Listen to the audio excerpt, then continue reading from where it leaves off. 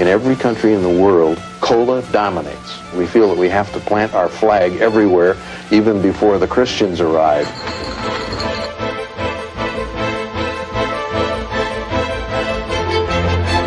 Cola's destiny is to inherit the earth.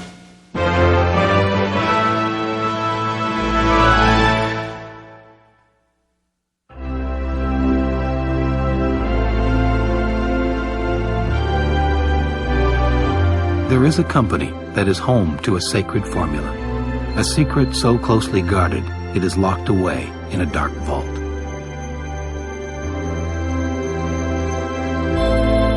Although it is over a century old and consumed around the globe, no more than 3 living people ever know the exact recipe.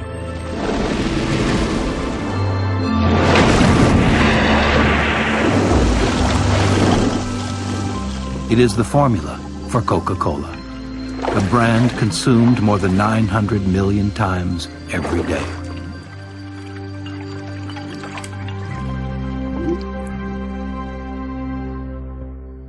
I'd like to buy the world a home and furnish it with love. But Coca-Cola's most important ingredient cannot be kept in a vault. So white turtle doves. The camera is panning to these happy, beatific faces. They're filled with the spirit. And keep it company. They're all very prayerful. There's a very strong conformity of purpose. It's uniting all peoples. There is one God, and that God is Coke.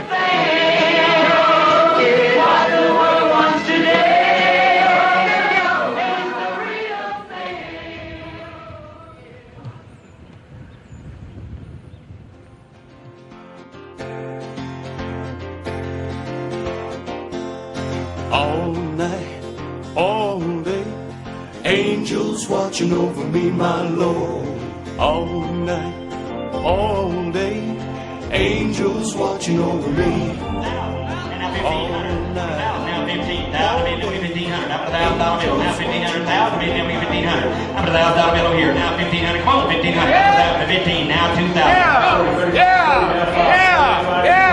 Yeah, 5, 15 F5, 15 F5. Know what you're looking at. Coca-Cola is your friend, and wherever you go, you always want a friend, and you feel like you know Coca-Cola regardless of where you go. Coca-Cola is there.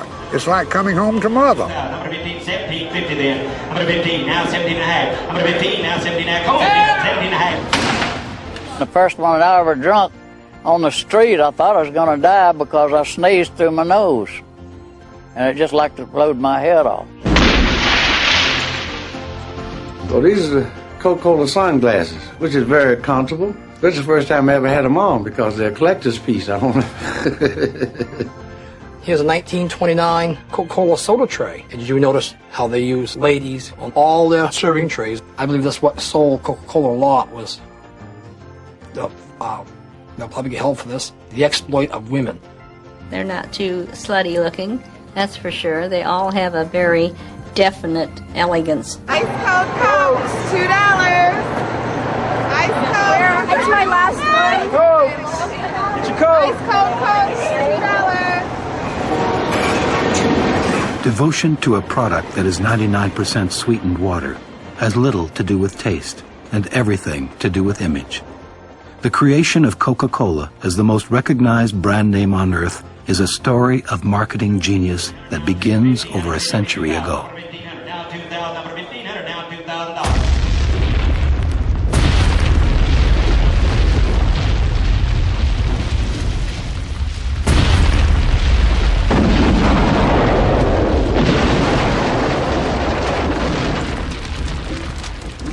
In the heat and dust of Civil War ruin, the South rebuilds. America is changing from a land of farmers to an urbanized society, and the rapid pace of life brings a host of new afflictions. Southerners become hooked on painkillers for their wounds and tonics for their nerves. They are the perfect prey for a new army of medicine men selling patent elixirs. Ladies and gentlemen, it has been my great privilege many years ago, whilst traveling through the mountains of Paraguay, to find the Ackley Indians drinking the juice out of the cacti. I have here tonight a few bottles, which I am selling for $1. It cures horseless! What do you think? Only the first to buy a bottle. On the cobblestone streets of Atlanta, a patent medicine man named John Stith Pemberton hurries back to his lab. Like many Civil War veterans wounded in battle, Pemberton is addicted to morphine and looking for a cure. Some people collect stamps and coins or baseball cards or whatever, cars. I set out to collect information about John Pemberton because I realized early on that practically nothing was known about the man.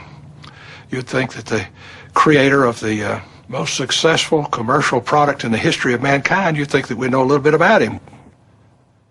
John Pemberton was a genius who knew a great deal about different herbs. And as the steamships began to bring more and more exotic ingredients from all over the world, and he started reading about these in international drug journals, he became very excited about the properties of the coca leaf from Peru and the cola nut from West Africa. I think he was particularly interested in the coca leaf because he saw cocaine, which is the principal alkaloid of the coca leaf, he saw cocaine as a possible way to get off of morphine. Pemberton begins his experiments by combining the extracts of the coca leaf and the cola nut in his version of a popular French wine drink. Cocaine, the latest wonder drug, is widely believed to relieve fatigue and increase sexual desire. The cola nut adds a dose of caffeine. Soon, Pemberton's French wine coca is selling as an exotic cure-all. It may not be that, but the buzz is unmistakable. In 1885, Atlanta voted to go dry. And so he decided that he'd better take the alcohol content out of French wine coca. And he modified it over the winter of 1885-86. And by May, he had perfected it, and he had named it Coca-Cola. Pemberton went down to Joseph Jacobs Pharmacy in downtown Atlanta, one of the most popular soda fountains in the town. And he had a flask with him. It was marked Coca-Cola syrup. And he asked the soda fountain clerk, if you don't mind, put about an ounce of this in the bottom of a glass. It's good for headaches and what have you. So the man turned to a person at the soda fountain who had had a little bit too much to drink the night before and said, we got something for headaches and a hangover you should try. And it seemed to work pretty well. On May 29th, Pemberton places the first Coca-Cola ad in the Atlanta Journal. His partner works on a logo, while Pemberton looks for a way to distribute his drink. Pemberton found a bargain on barrels that he could ship the syrup in, and they were already red. And it just happened to be a color that would distinctively identify his product. Soon a red and white banner hangs outside Jacobs Pharmacy, advertising Coca-Cola in an elegant new script. And the logo looks like it just might last. But Coca-Cola never brings its inventor his fortune or his cure. At 57, still hooked on morphine, an ailing Pemberton sells off the pieces of his company. He dies penniless, never knowing his formula will make countless others rich.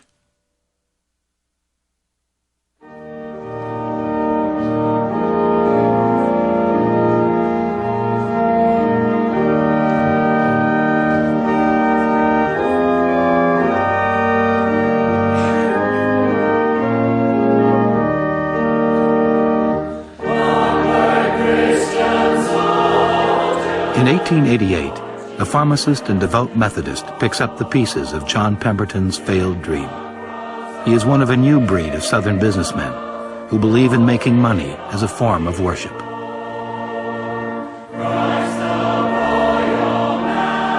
This is a portrait of my great-great-grandfather, Asa Griggs Candler, who was the founder of the Coca-Cola Company and is quite often referred to in Atlanta as the Coca-Cola King. Asa suffered from really severe headaches, and a friend recommended that he go down to Jacob's Pharmacy that there was a new product that Pemberton had come up with called Coca-Cola. And it was a headache and hangover remedy. So Asa traipsed down there to try it, and he was immediately relieved. He decided right then and there he had to buy the formula. Candler is a devoted family man, a Sunday school teacher, and a committed capitalist. He modifies the flavorings of Pemberton's formula and codenames them 7X.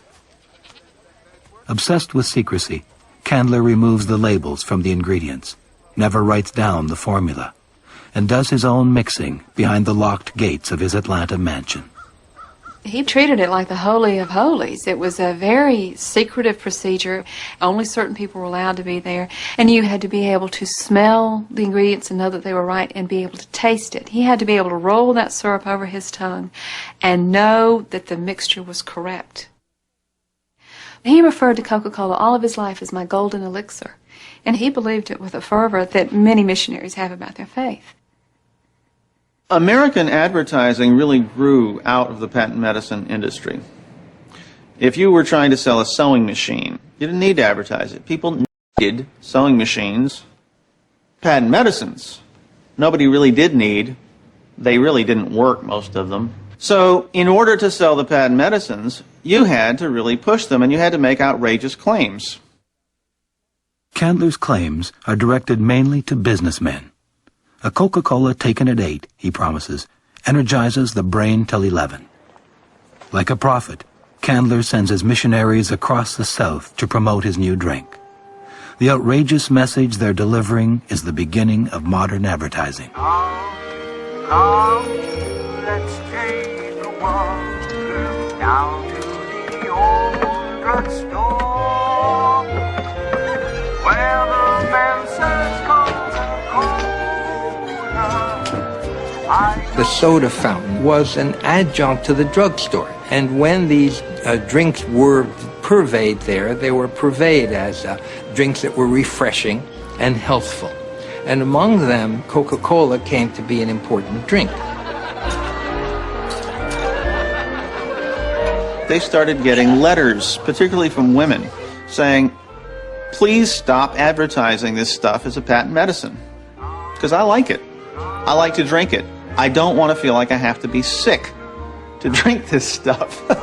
So Candler said, hey, there are more alive, well people out there than there are sick people. Why not advertise to the masses? Coca-Cola as brain tonic soon becomes delicious and refreshing, a drink for young moderns.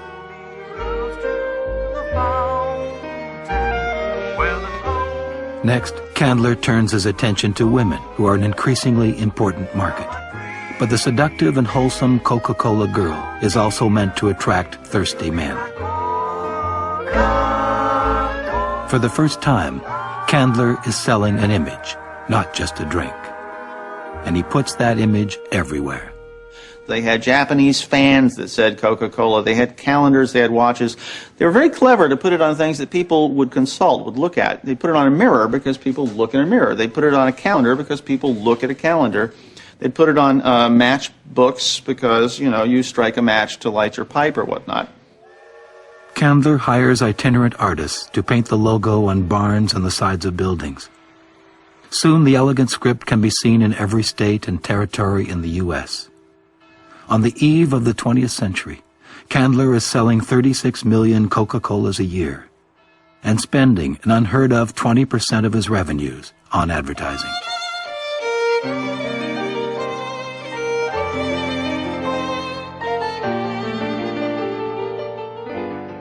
By 1904, Coca-Cola is so successful that Candler commissions a skyscraper in his own name. The first building in Atlanta to tower over the church steeples. In the cornerstone, he places a copper box containing his picture and a bottle of Coca-Cola.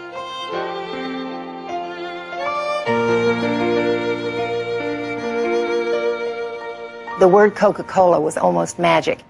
In the early days, if you hung a canvas sign out you were an immediate business success because everybody was enamored with the drink and they all wanted to try it. And if your corner grocery store sold it, then immediately people would go there. And so some other drinks came out. These are what we refer to gently as imitators. This is Coca-Cola, and this is Coke, C-O-K-E, and this one, an imitator, this is Pepsi-Cola.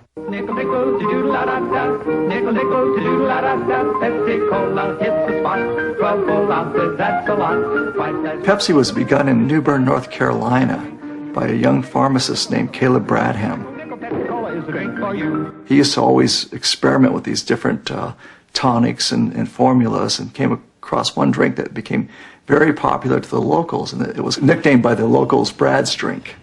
Like Coca-Cola, Brad's drink starts as a southern tonic. Its active ingredient, pepsin, is used to treat indigestion. And like Coke, it works, sort of. Eventually, the word had spread out what a good drink it was, and Bradham figured he better come up with something that was a lot more marketable, so he came up with the name Pepsi-Cola. There were all sorts of people who had probably very fine drinks, but they put them in a bottle that used either the word Coca or Coke or Cola. And the Coca-Cola Company, of course, had had their trademark for a long, long time, and they said, hey, wait a minute, it's not fair to trade on our name. Soon, there are scores of imitators. The upstart Pepsi is selling over 500,000 gallons of syrup a year. So Candler looks for something new. What he comes up with is a bottle called the Hobbleskirt. Its inspiration is clear to everyone. They wanted a very easily identifiable bottle, something that anyone would know was a Coca-Cola. So one of the criteria was a bottle you could hold in your hand in the dark and know that it was a Coca-Cola. 2 bottles of Coca-Cola. Yeah? Make sure it's Coca-Cola. All them bottles look pretty much alike. Not now, they don't. Is that Coca-Cola? Yes, sir. And that's the brand new bottle for Coca-Cola. The Hobbleskirt bottle. They patterned it after the Hobbleskirt Betty wears. Pretty nifty, huh? I'll take the Hobbleskirt. I'll take Betty. It will be touched by men and women the world over. Generations will embrace it. Artists will be inspired by it. In darkness, it will feel like a moment of pleasure is within reach. And in light, it will be seen as the shape of refreshment.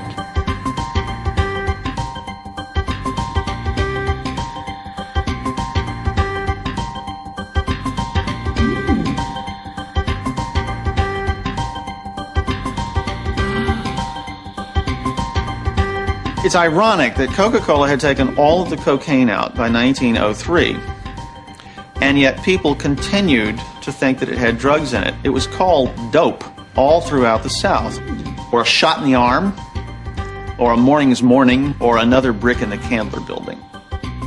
They still use the coca leaf to this day in their drink, but they decocainize it first, so there's absolutely no cocaine in Coca-Cola anymore. In a way, the idea that Coke had this mysterious, sinful quality to it helped. It wasn't just a soft drink. It had a little touch of sin. Oh, mother, you wouldn't know your child. Oh, mother, I'm getting awfully wild. I am drinking Coca-Cola now. If it did give it an allure, I will say this. I have a cousin on the other side of my family, not connected with Coca-Cola, who went to school, and the head woman in their dorm would tell them, now girls, nice girls, never, ever take 2 aspirins and a Coca-Cola. It makes you do wild things. It makes you do things you will regret. As soon as we were out for our afternoon of freedom, we would head to the nearest drugstore, buy a bottle of aspirins, and we would sit there at the counter and drink Coke and take aspirins and see what it made us do. Each girl began to shimmy and shake. Then Percy hollered out, goodness sake. Oh, mother, if you could just see. This is the life, dear, for me. The U.S. government actually sued Coca-Cola in a very widely publicized trial in Chattanooga in 1911. Harvey Wiley, who was the father of the Food and Drug Administration, personally decided that he hated Coca-Cola. He didn't think that they should have caffeine in a drink that children were drinking. And what Coca-Cola did to defend itself at this trial regarding children was to say, no, children don't drink it, which was preposterous because clearly they did. But ever since 1911, Coca-Cola had an unwritten rule never to show a child under 12 in an advertisement drinking the beverage. So they were sort of put in a spot. How are they going to appeal to children? Because they still wanted to get kids to drink this stuff. Coca-Cola's answer is to use youthful models, to come close to the line, but not go under it. They know a kid who grows up on Coke is the best guarantee there is of a future drinker.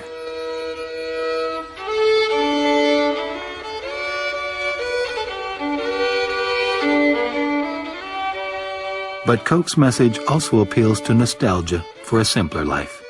Kids 12 and over, and fishing ponds, rendered by America's best artists like Norman Rockwell. For 2 decades, ads linking Coke to life's special moments barely change.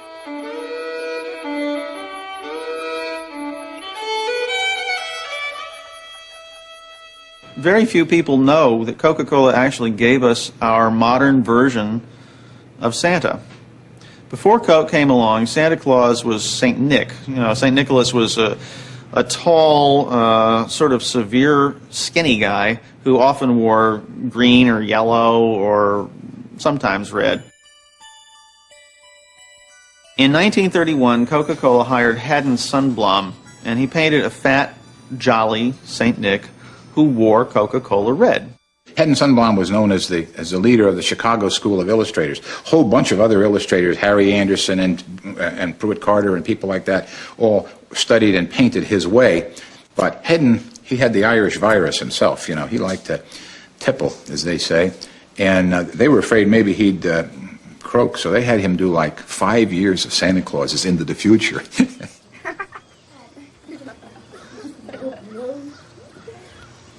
Those associations that go back to an early age are very important to us. I'm sure you know, as I do, lots of adults who eat the most terrible food and say it's wonderful because it's the way Mama used to make it. How do we get back the past? And one of the ways is by consumption. So that consuming something that brings back earlier associations is very important to people, particularly a commodity that has, by this time, acquired so much special weight in the society.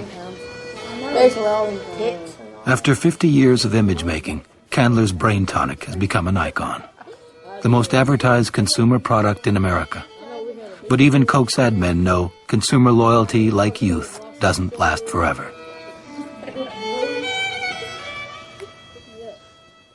Long before a campaign is started, there is basic marketing thinking. There is, what is our problem? Research it. Let's find out where are the weaknesses. What are people saying about us? You know, they would go out and they would find out what are people saying about the product Coca-Cola. What are people saying about the communications that Coca-Cola is giving? Mostly people had nice thoughts about it. Through the years. Great credit all the way back to the Candlers, for crying out loud, who had Norman Rockwell and N.C. Wyeth and people like that doing their ads. Birds and bees and all the flowers and trees. In Candler's era, Coca-Cola's image comes from print ads. By the 60s, the new pitchmen are masters of song and film, but the message remains the same. Sun beating down on the back of my neck and nothing on my mind. An ice cold Coke on the back of my throat, say hello summertime. Birds and bees and all the flowers and trees and fishes on the line. The old Coca-Cola company that I started working for, the brand was a religion. Really, it was a religion. It had made them all rich. It had never been defiled, and they really saw this as an icon. We stuck very close to the basic ideas of our campaigns. We didn't wander. If it was things were better with Coca-Cola, it was somebody who had a Coke, and there was just that much little more brightness in his or her life. And there were natural times when you wanted a Coca-Cola.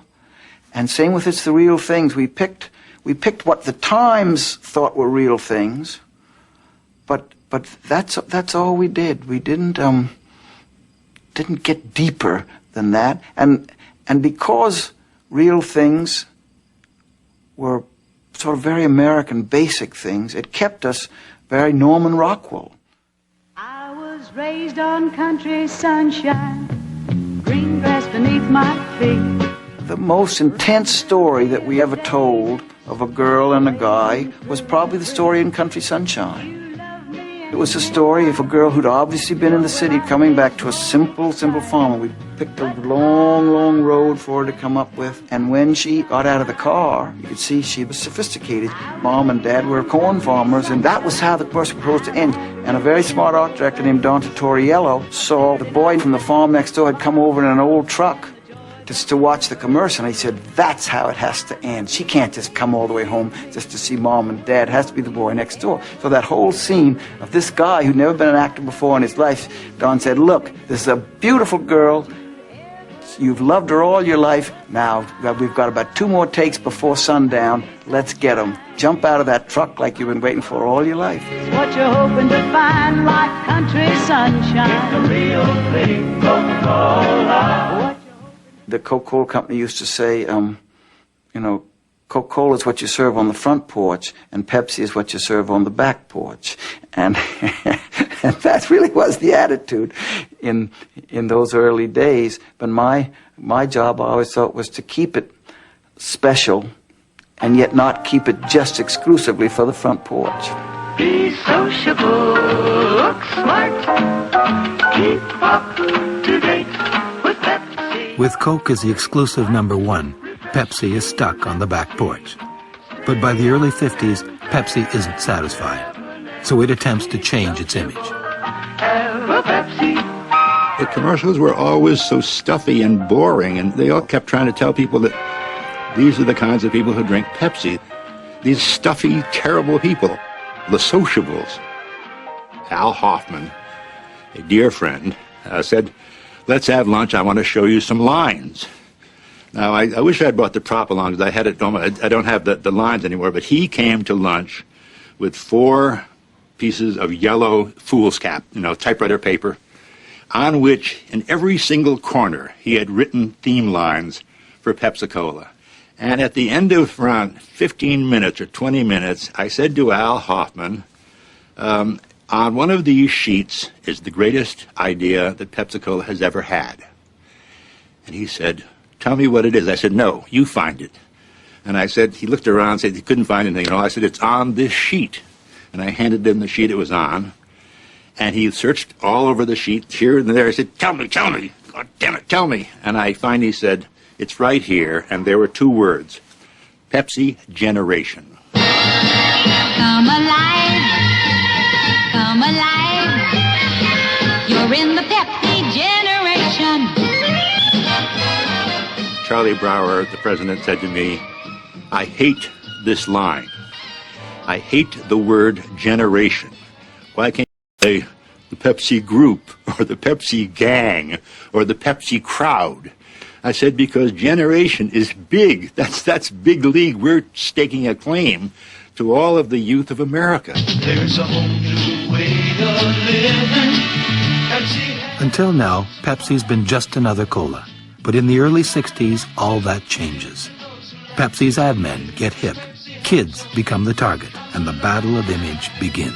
It's the Pepsi generation coming at you, going strong. Put yourself behind the Pepsi. If you're living, you belong. One of the big thoughts in there is the notion of a soft drink as a badge, as something as something saying who you are and what social groups you aspire to and hang with. And I think that was the big leap in that advertising, and I think it took it out of the sort of the another product category and put it into the icon category. Coke has been the big all-American brand, and Pepsi was always a street brand. It's more like the brand to the left more of a renegade brand, more of a down and dirty brand. You're a whole new generation. You're dancing through the day. By the early 80s, Pepsi's market share has grown to 20%. Then Pepsi launches the biggest celebrity ad ever made, and the Cola Wars explode. You, hey, you're the Pepsi generation. Girls are down. It just looked real. And it made Pepsi, I think, the real icon, the real thing, even though it's Coke's line. It made it realer. It made it the realer thing. It made you think, you know, even if you were 40, maybe I'd be liking that brand, you know? Maybe I would be liking that brand. You know, it happened right here 20 years ago. Right here, Mom? Mm-hmm.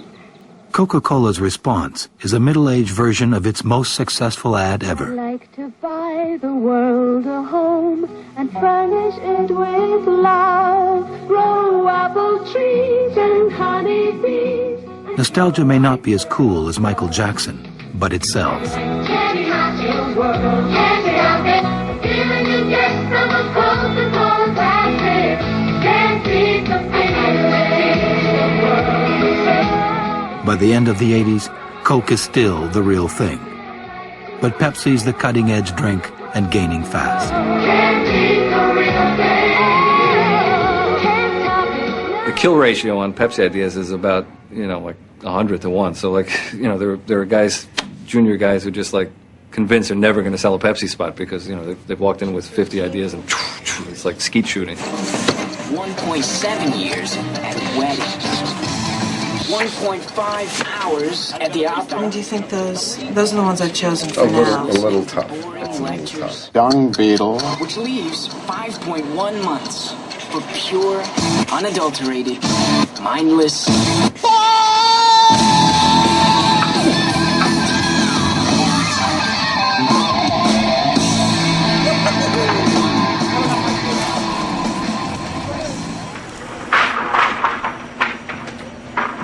Making fun commercials about a fun drink is anything but fun. The cost is enormous, the stakes astronomical.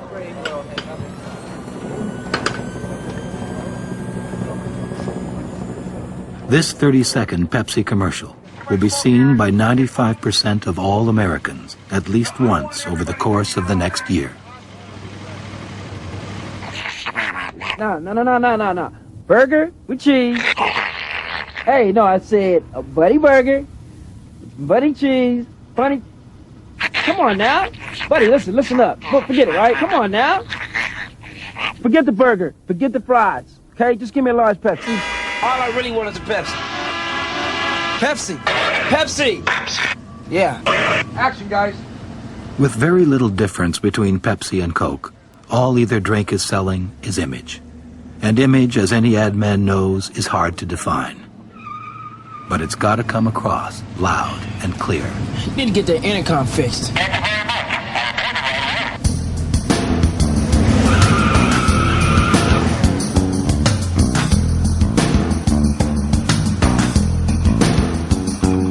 The Cola Wars, which Pepsi embraces and Coke claims not to exist, cost billions a year in advertising and reach into every corner of American life. In the South Bronx, Coca-Cola hires a group of local artists to claim one small piece of the battlefield. We met with the ad agency who was handling the account at the time.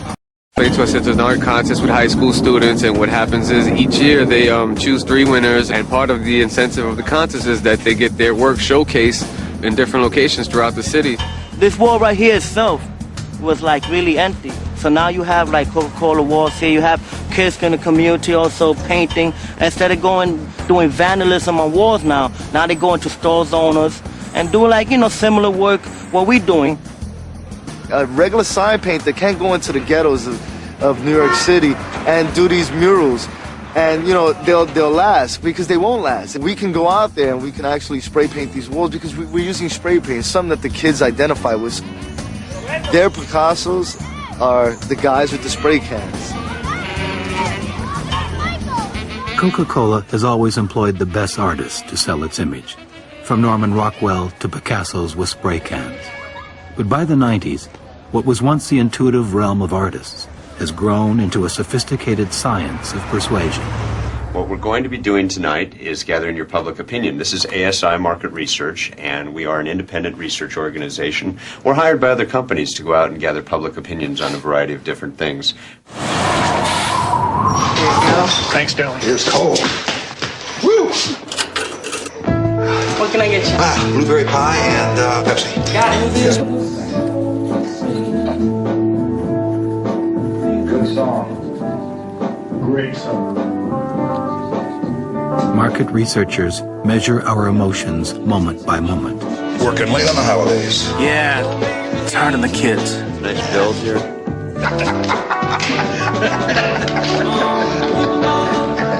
They want to know why we choose one cola over the other when their tastes are virtually the same.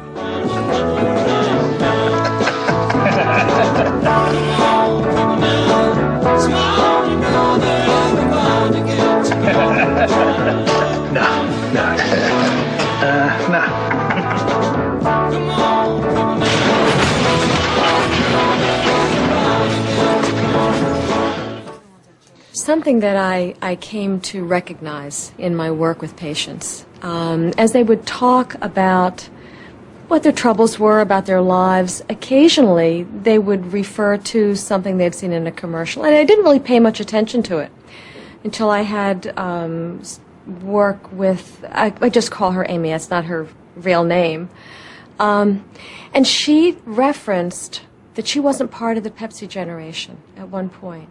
She felt like she had never been part of the youth generation that was singing and dancing and having a fine time. Now she felt like she was too old to ever be part of the Pepsi generation. She was internalizing images from advertising and integrating that into a set of expectations about who she was supposed to be.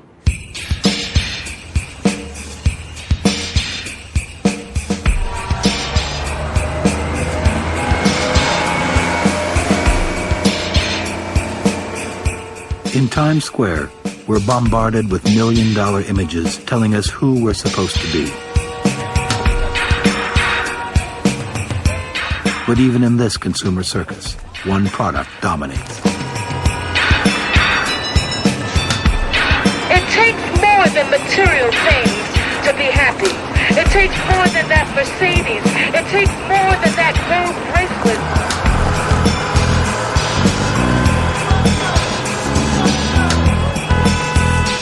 Coca-Cola has been promising us happiness ever since Asa Candler first packaged Image in a bottle. Today, the Coca-Cola Company is a $150 billion soft drink colossus, and Coke is the most recognized brand name in the world. Pretty smart advertising for a sugar drink that started out life as a brain tonic. Keep ahead of the trends, try to watch how you spend. What's in is the end, money's not your friend. Just hold on tight, try to spend it right. Maybe you and him spend the money Saturday night. Isn't it funny when you don't have no money? Yo, isn't it funny when you don't have no money? Yo, isn't it funny when you don't have no money? That happiness that you get from the alcohol is artificial. That happiness that you get from drugs is artificial. But there ain't nothing like the real thing. You need the real thing. You need real joy. You need real happiness. You look at Coke's advertising, it's like a religious mantra. Coke is selling a continuity of life through generations and a bond through life throughout different cultures. What is really basic and essential about humans. It goes to the level of a kind of spiritual bond.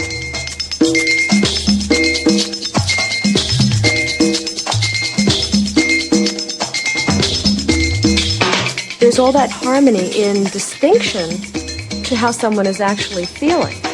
So the sense is, I'm not there. I wish I could live in harmony. You know, I wish the world were this kind of place. Yes, if only, but there's that gap. I mean, you don't get there through drinking Coke. Oh, taste Coca-Cola.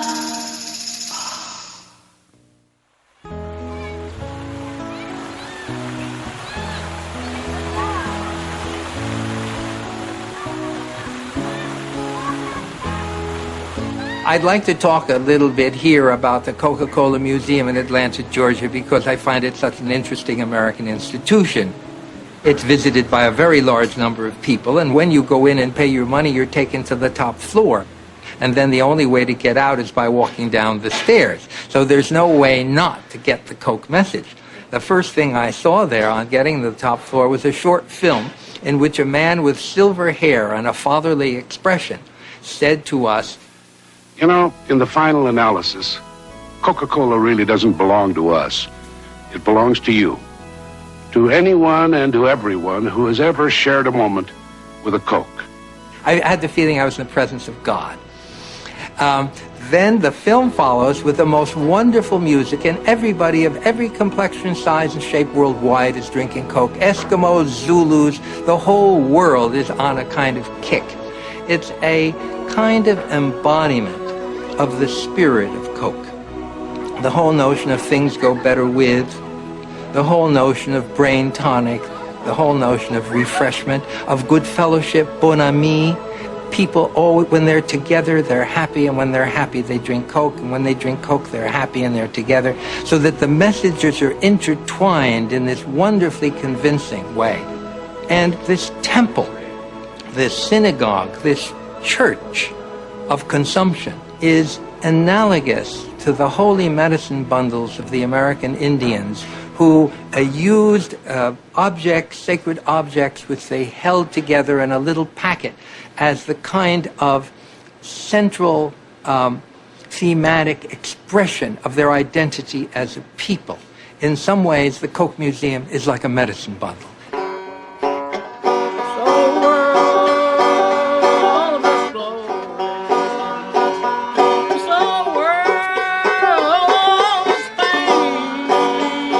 In Candler's time, sales meetings are closed with onward Christian soldiers. Then the missionaries hit the road.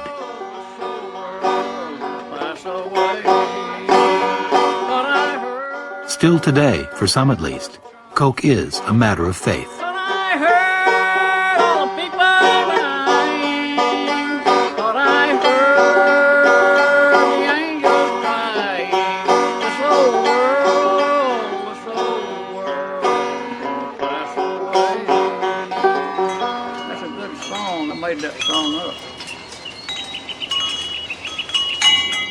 As a symbol for his religion, Christ chose the wheat seed.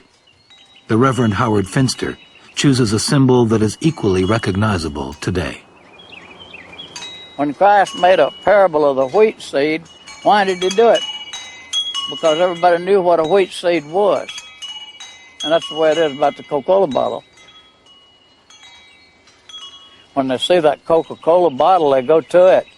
And they may be Christians and they may not be Christians. They may be foreigners, they may be infidels, whoever they are. They go to that bottle and know what it is, and they'll read maybe some of my little slogans and things. I have a slogan where it says, "Past time never returns, and future time is only a hope, and the present time's all you got." And I'm getting thousands of quotations out that people's never heard, in order to influence them to the saving of their soul. Cap up there at there's heaven as high as you can go, and the bottom says down there that's as low as you can go. So between as low as you can go and high as you can go, Coca-Cola comes right in there from the time you're born, and it's with you when you die.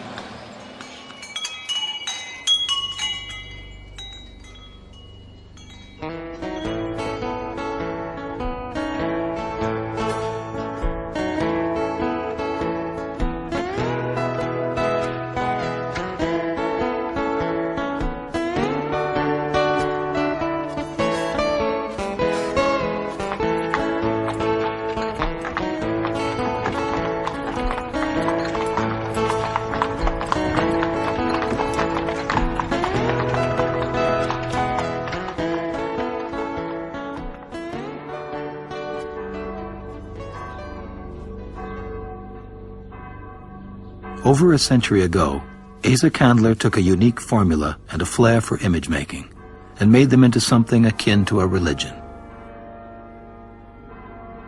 Candler originally bought Coca-Cola for $2,300. By 1917, the company is worth $25 million. Has always seen Coke as a family trust, but he's 65 and tired. He decides to give the company to his children.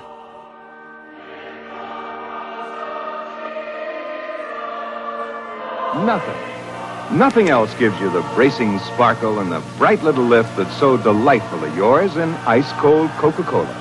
Coke has a distinctive flavor all its own that no one has ever succeeded in matching. Actually, I got the story from his granddaughter, Laura Candler Chambers, who, you have to understand, I'm going to give you her version of it. When I interviewed her, she said, please understand I was a little girl. She was 7, maybe. They would have Christmas every year, of course, at her grandfather's. There would be the big gift exchange. He started handing out these envelopes, and my parents got an envelope, and all my aunts and uncles got an envelope. And what worried Aunt Laura was she was afraid she was going to get an envelope, and what she really wanted was a present to unwrap, hopefully a doll to play with, which she ended up getting. But in those envelopes were the shares of the Coca-Cola Company. After he had given his children the majority of the stock, they sold the company without telling their father, and it damn near killed him. He just hated it. Not only that, they had sold it to a syndicate of bankers headed by Ernest Woodruff. And Asa Candler hated Ernest Woodruff, as did almost everybody in Atlanta. He was known as a very powerful, very stingy businessman. He was, of course, really hurt. He had given this to them thinking, well, it's a cash cow. The money will always roll in. It's a wonderful product, and if you just manage it right, it will be fine. However, they couldn't manage it because they couldn't get along. At Christmas time in 1924, Candler finds himself alone at the Biltmore Hotel in New York City. He writes to his son, "I never go out. I am terribly lonely. Once I was counted as one of the movers and shakers of Atlanta, and my children looked up to me. Now, I'm a nobody."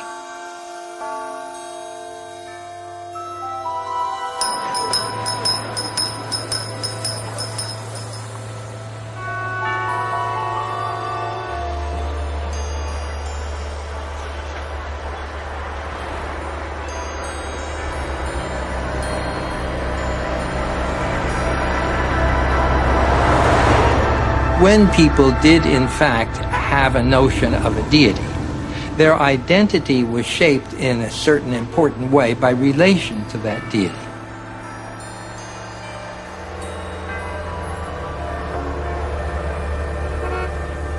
To the extent that that feeling has been replaced by the notion that you can build yourself over into what you want to be by consuming, to that extent, consumption has replaced an older ideology.